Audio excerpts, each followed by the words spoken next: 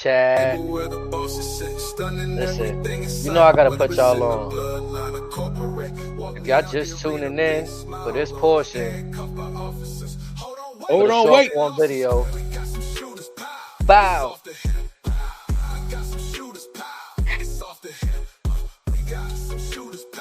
You know we gotta run it for y'all.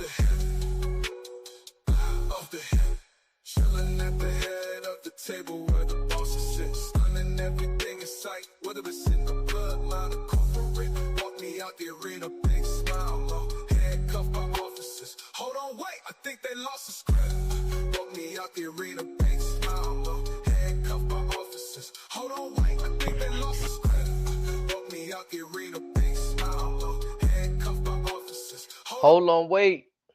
Man. Yes, sir. HD, my brother Razor. We back with the second portion. Unwelcome your thoughts off the hip, man. We gonna get into yo, I can't just say me and Razor, Snake Eyes, we all love seeing the content, the podcast from former talent out there.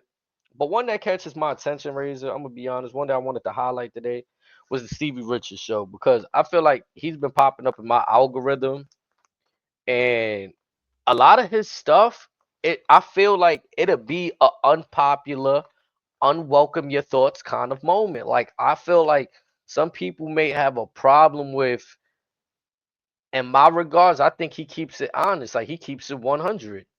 The truth He's hurts, doesn't it? yeah.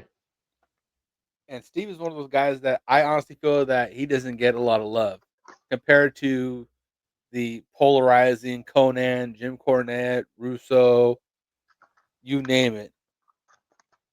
That's how I agree with you. I mean, like I don't know, and the reason I feel that perception is because when I look at most of the stuff that's being spoken about in the community, it's almost like people want to stir the pot and always promote the negativity that's out there. So most of the stuff generating in my algorithm would be like most of the hot takes, right, so to speak. Like when Keisha's giving a take about his son Jay, we always gonna really come across those, or when Vince Russo is saying something crazy and then Rikishi respond, like we'll hear these hot takes, which is cool and great, but also like I don't think Stevie Richards gets circulated around my algorithm as much, only on YouTube, which I'm thankful for that. But in terms of just like social media itself, I feel like you said he might not get that kind of love. And yeah, like what you feel about his show and his content, like the way he breaks things down.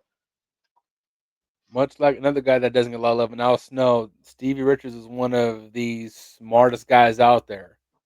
Now, from what I heard, he may or may not be a flat earther, but that's neither here nor there. AJ Styles is a well-known flat earther. But again, man's been around the game probably about as long as you and I have been alive. He knows the ins and outs of everything from the bell to bell stuff to the behind the scenes stuff. He's seen it all, done it all, and just, again, just a wealth of knowledge. And like I said, he calls it how he sees it. But again, much like guys like Cornette and the other OGs, it's just their view of the industry is they're very dated. Which again, Mm. you can certain topics, yeah, you could probably make a case for that, but overall, it's like you could say that, but you can't say what they know doesn't count or help, and also what they're trying to help you with. You can't say it's not valuable or it doesn't work. Okay, if it's That's been what working all these years, it's gonna work years to come. that's what I'm saying. Like I feel like that's a wealth of knowledge right there. And most of the stuff Stevie be saying on his podcast or just on his show in general, I think it's learning points. Like if I'm looking to get into the industry, if I'm just starting in the industry, I'd be paying attention to a lot of the points he makes. Like for example, I was watching, like and he's so respectful about how he go about it. Like he's not looking to step on nobody's toes, or but he was commenting on Bret Hart delivering the figure four leg lock from the corner, right? And how it's like he's taking almost a high risk move by doing that because he got a drop on his shoulders and on his high neck area. And So he's had a few neck surgeries himself. yeah, so it's like when I sit back and think about it, like wow, I honestly never sat there and thought about it because the move kind of happens quick, right? Like Brett go for it, tease it, drop back, have him cinched in for a few seconds, and then let it go. But when you really sit there and think about the impact you're taking to the mat on the outside concrete, it's like wow, like. And in some of those cases, like the padding, I'm pretty sure it wasn't as good as it might be today, or it might be the same. Who knows? I'm not sure what the padding is like, but just still taking that bump like that is like, you know what I mean? Also, what I enjoy from Stevie Richards is like the ranking system. Like when he ranks Bret Hart or Shawn or Logan and Kevin Nash, I feel like that's a different way to break down, look at some of the talent, some of their work, what they doing. I He's want trying to link him up with who resembles him best. did you think he was like, because I guess he said on his last show, some people didn't like his take of, he said he found Bret Hart a better heel than a better baby face. What's your thoughts on him saying that? Well, if you look at his career as a whole, he was a heel when he wasn't in Canada. And yeah, he again, I wouldn't put him go as far as saying he's the typical foreign heel, but just the Hart Foundation as a whole was much better in their element because they're just a bunch of technical guys that can stretch you and just rip you apart limb from limb as they see fit. You have guys like British Bulldog can smash your skull in just by flexing his bicep. You got Owen Hart, this wiry guy, baby brother, can much like a Pete Dunne today. He wants to smoke with everybody.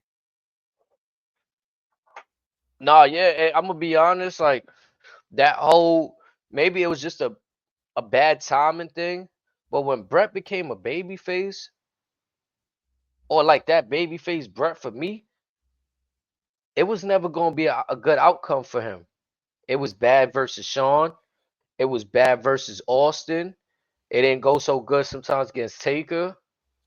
And also, I mean that I won't say that's so much his fault. It's Vince needed something that to fill the shoes of Hogan, much like we tried with the Lex Express and those before him. It's just Vince was desperate to find the next big baby face. And Brett said, I can take the reins. I got you. And then it's just a series of unfortunate events. Exactly. And I think he had a good reign because like he even had a good thing going on. He got the glasses, give it to the kids. That's real babyface work right there. Amazing theme song as well. Good look. Again, bell to bell Family. at that time. There's not much, and if anyone at the time, no one better than him. He was like the sound technician. He came from that lineage, the dungeon. Like that's where people wanted to go. People wanted to work with the hearts. Like Yeah. it's just you had certain talent like Shawn Michael that got to give credit to Shawn. He was a hybrid. He might have been fighting demons, might have been a dickhead, a jerk. Part of my language, but you know that's it is what it is at the It time. was a different time then. Yeah, but Shawn was a hybrid. He was help pushing. Like their matches were just phenomenal, bro. Like their chemistry, regardless for the love and hate they might have had behind the scenes out the ring, man, their chemistry was just Incredible. It like was special. the psychology, the being the being in a 60-minute man Iron Man match, having to go to sudden death, and the look on these guys' faces like what, like we gotta do what? Like essentially, we're just doing sprints for a whole hour. We just did a whole marathon right now. And like I've heard older guys say it now, like some of the younger We used to do Broadways all the time, a couple of times a week. It's no big deal. men, these Ric guys were Flair like, claims that he used to go 75, 90 minutes at times. and just the way that these guys were just selling that moment, right? Like, man, we had an Iron Man match for the and then Brett's like, let's get it, and Sean is just like looking I'm tired as like, try to look at him like, what the fuck are you? Hmm. So again, how'd you feel about when he broke down? Did you get to see his breakdown to Logan Paul and Kevin Nash? I got part of that, but even just that back and forth as a whole, I thought was very interesting. Um, I get it. Logan Paul's still in character and all that for views, but I I I don't think Kevin's a dude you want to have a verbal joust with. A lot of them OGs are still pretty slick on the mic to this day. I'm not gonna lie though, CM Punk cooked him.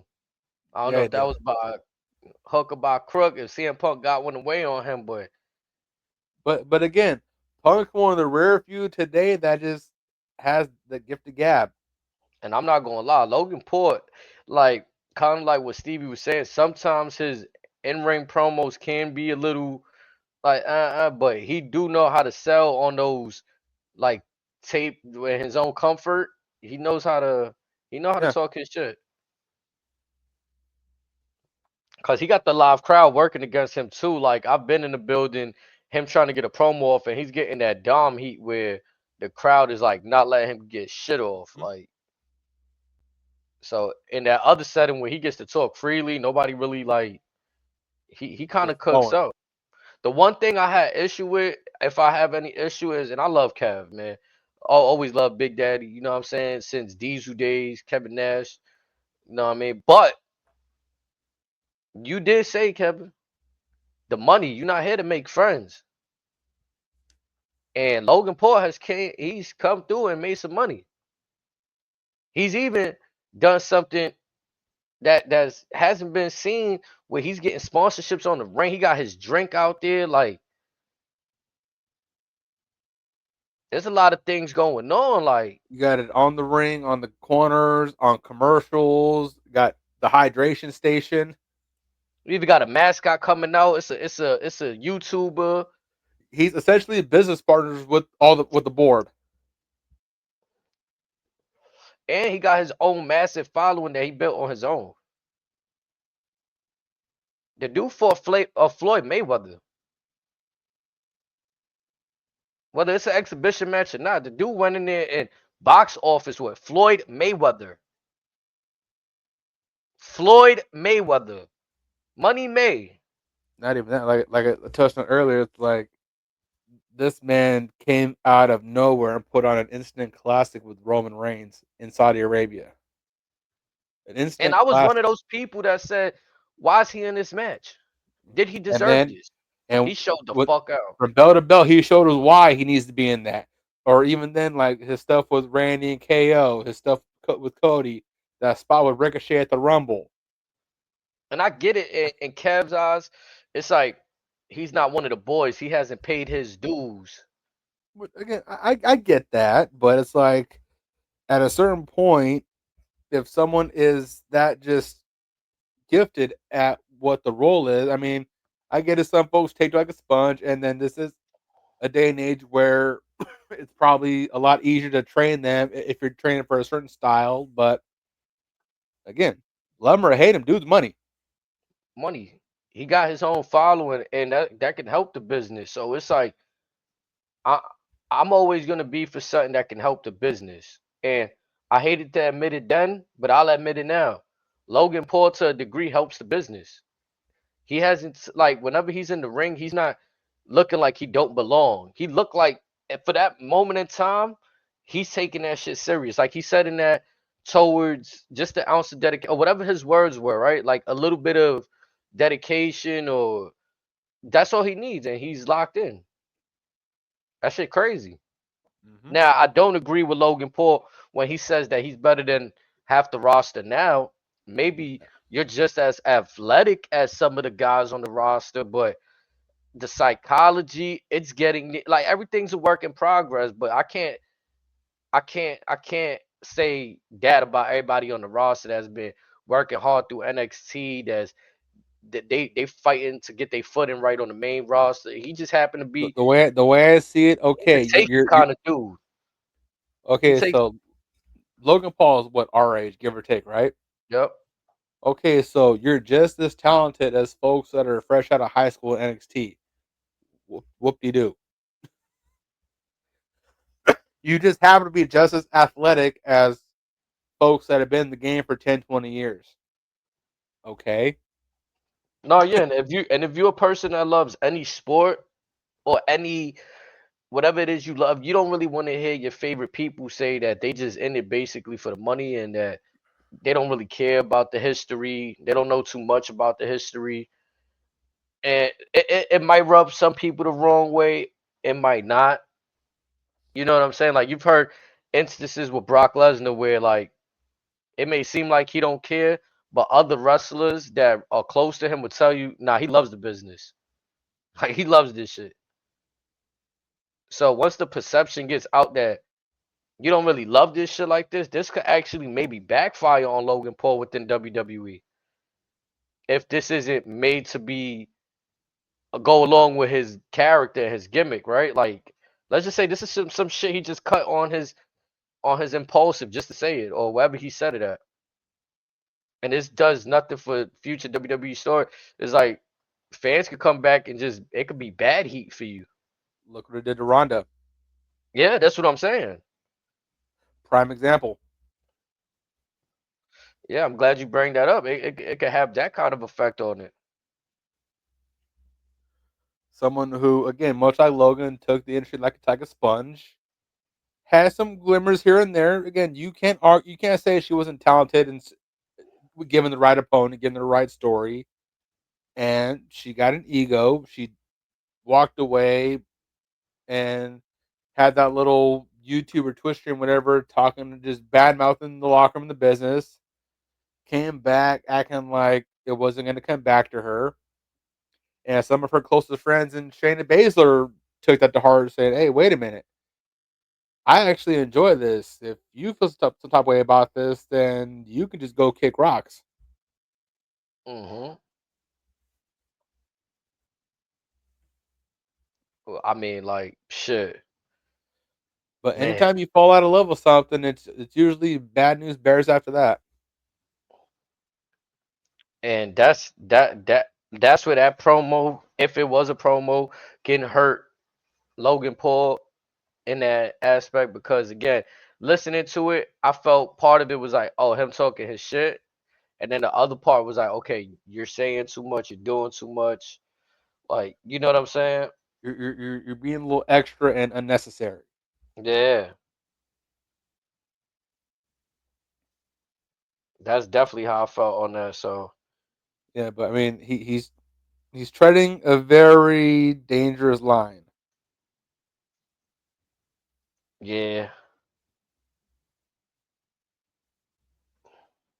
but I think everything that Stevie Richards covers, like in pertaining to that, that's also another way that I see he does different from everybody else. Like everybody else is kind of like they'll cover the topic, but it's kind of like they're picking a side. Like it's very much, oh, I'm going this side or I'm going this side. Steve is dissecting everything. He's like, if this could be a program, he's looking at the dollar signs in it. Yeah, he's looking at like from okay, like for what it's worth. This may annoy some folks, but this is almost like the old Vince method. How can I make money off of this? For example, the Brett and Sean debacle. He told me, "Hey, either we're gonna make money off your little beef, or you're both fired." Hey, and then even to the end, we seen them What hug it what out 20 years later. or like what should have happened in AEW? Tony Khan could have told Punk and the Elite, either we're gonna make money off of this, or you're all fired. Hmm. Sometimes you gotta just, if you're a boss, you just gotta just let your nuts drop and say, "Hey, this is what it is. We are in the entertainment business, and this is also sports based." Again, people are gonna argue in sports all the time. Egos are always gonna consume folks, and you never want to leave money on the table. No, I agree with that. Like, and that's why the way that he breaks things down, it gives me that good business insight. And he was also a talent. And gives us the way things work. I mean, he also tells us that he's not around their business now to know how things work, but even just going back and getting an understanding of, okay, for This is the example, man that was in one of the wildest locker rooms known in history in the ECW locker room. This man was in the WWE locker room pre wellness checks. This man was in a TNA locker room when it was hell or high water. He knows chaotic locker rooms. even his story, I think, people always hear the expression, you never want to meet your idols, and he talks about that with Sean. How he told Sean he looked up to him, and after that, Sean started to kind of flake on him, treat him a little bit differently. And at the time when he met Sean, Sean was unfortunately either battling his demons or slowly recovering from his demons. So he was in his mind. I don't know the full story of their conversation, but it's one of those, hey, nothing against you. I'm not in the right headspace. Yeah, he caught him at the wrong time. And that's also why I like how he's not holding them times against these people. They're just different experiences. You know what I'm saying? And again, the way he breaks things down, the topics, the whole setup. So I'm glad that he's out there doing that. Um, I like Maven stuff a little bit. I started to feel like after a while, like I envision Maven doing kind of something what Stevie's doing now. And that's what surprised me about Stevie stuff, that he kind of just did this off the rip. Like, you see the nice setup. It's like he really took himself serious and differently than everybody else. And I'm impressed by it, to be honest. And also with on topic of Maven, I think he gets a lot of bad rap because all he knows is that quote unquote ruthless aggression era. Yeah, I mean he was only there what, three, four Couple joint. years, yeah. Yeah. So that's kind of all he knows. But again, it was still a time where you can argue it's still Wild Wild West. That if you look at someone the wrong way or do whatever, you better be Oh ready to yeah, throw the dukes up. he was definitely in that locker room for sure. Kishi's podcast, off the top, I enjoy that one. You know what I'm saying? Just to hear Keisha say, but like again, I really enjoy the breakdowns. The breakdowns, those would get me right there. I love the hot takes too, but the breakdowns, the knowledgeable part, the gems, I'm there for that. You know what I'm saying? And Definitely refreshing from everything else that's out there. hell yeah. I'm gonna continue to tap in chat. Let me know in the chat which other podcasts y'all messing with out there. Keep us smartened up on what's going on, which y'all messing with, so we can all have stuff to bounce off of each other. You know what I'm saying? Stick with us while we get into our next segment, our next topic. We're gonna be talking about the final boss. Is he needed? Is he needed? Let us know, chat.